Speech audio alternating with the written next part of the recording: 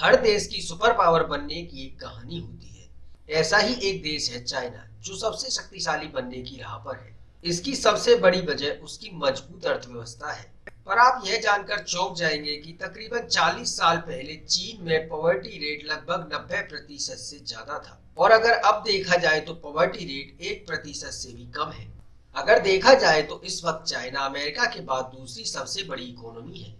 China दुनिया की चौथी लार्जेस्ट कंट्री है और भारत के साथ ये अपनी सीमाएं साझा करता है। 19वीं शताब्दी तक चाइना बहुत ताकतवर था। सन 1839 में British east India company opium नाम के ड्रग को चाइना में भेजती है, जिससे यहाँ के लोग इसके एडिक्ट बन जाते हैं। सन 1850 में चाइना में ताइपिंग रिबिलियन नाम की एक सिविल वार होती है, जिसमें लाखों लोगों की जान जाती है। सन 1937 से 1945 तक जापानीज चाइनीज पर बहुत अत्याचार करते हैं, क्योंकि उस समय जापान बहुत ताकतवर था। दूसरे विश्व युद्ध खत्म होने के बाद चीन में फिर से सिविल वार होती है। इस बार जो सिविल वार होती है वो चाइनीज कम्युनिस्ट पार्टी और नेशनलिस्ट पार्टी केएमटी में होती है। सन 1949 में चाइनीज कम्युनिस्ट पार्टी इस सिविल वार में जीतती है, और जो नेशनलिस्ट पार्टी के लोग थे वह पास के आइलैंड पर बस जाते हैं, जिसे अब ताइवान के नाम से जाना जाता है। उस समय चाइनीज कम्युनिस्ट पार्टी के जो हीरो थे उनका नाम माओ जेडोंग था। सन 1958 में माओ ने great leap forward campaign launch किया, जिसमें दो पॉलिसीज थी। नंबर 1, जमीन को जमींदारों से लेकर किसानों को देना। नंबर 2, इंडस्ट्रीज लगाना। पर ये पॉलिसीज फेल हुई। इसके बाद माओ ने और पॉलिसीज भी चलाई, जिससे चीन की कंडीशंस बिगड़ने लगी और वहां बेरोजगारी और भुखमरी फैलने लगी।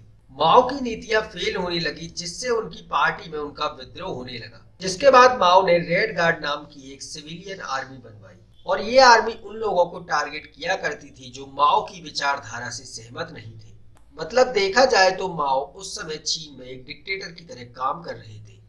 बाद में सन 1968 में माओ को अपनी गलती का एहसास हुआ और उन्होंने रेड कार्ड को वापस लिया। सन 1976 में माओ की मृत्यु हो गई, और उनके बाद चाइनीज कम्युनिस्ट पार्टी के नए लीडर डेंग जियाओपोंग उभर कर आए।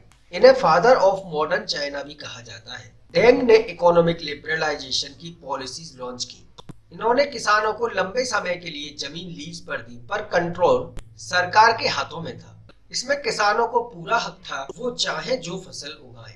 डेंग ने कहा कि किसानों को उनकी फसल का कुछ शेयर सरकार को देना होगा। उसके अलावा जितना प्रोडक्शन हो उसे वह कहीं भी सेल कर सकते हैं। माओ के समय में चीन में कंपनीज पर कम्युनिस्ट पार्टी के लोगों का कंट्रोल था, पर डेंग ने यह रेस्पॉन्सिबिलिटी पूरी कंपनी के स्टाफ को दी, जिससे कंपनीज में काम करने वाले वर्कर्स को फायदा होने लगा। सन 1986 में डेंग के द्वारा कंपलसरी एजुकेशन लॉ लाया गया। इसके अलावा सरकार लोगों को नए नए स्किल्स सिखाने लगी। इन सभी प्रयासों से चाइना का लिटरेसी रेट बढ़ा और सन 2012 में यह 95% था। डेंग ने टाउनशिप और विलेज एंटरप्राइजेस लॉन्च की, जिसे TVES के नाम से भी जाना जाता है। इसका मकसद रूरल एरियाज में इकोनॉमिक ग्रोथ लाने का था। ये चाइना में हर सेक्टर में है, जैसे टेक्सटाइल, इंफ्रास्ट्रक्चर इत्यादि। सन 1990 तक TVES के जरिए लाखों लोगों को रोजगार मिले। सन 1980 में डेंग के द्वारा चाइना में स्पेशल इकोनॉमिक जोन बनाया गया, जिससे देश में फॉरेन इन्वेस्टमेंट आ सके, जिसकी वजह से बहुत सी कंपनी जैसे एप्पल, नाइकी इत्यादि ने अपनी मैन्युफैक्चरिंग इंडस्ट्री चाइना में सेट की, क्योंकि यहाँ पर लेबर सस्ती थी और लोग एजुकेटेड थे। इसके अलावा डेंग ने रिसर्च एंड डेवलपमेंट पर भी जोर दिया, और सरकार ने इसमें बहुत इन्वेस्टमेंट किया।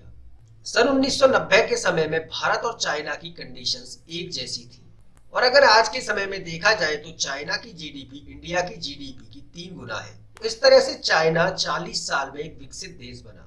तो आशा है चाइना के बारे में जो आज आपको जानकारी दी गई है वह आपको जरूर पसंद आई होगी। अगर हाँ तो वीडियो को लाइक और शेयर जरूर करें, और अगर इसी तरह के वीडियोस आप आगे भी देखना चाहते हैं तो चैनल को सब्सक्राइब करें।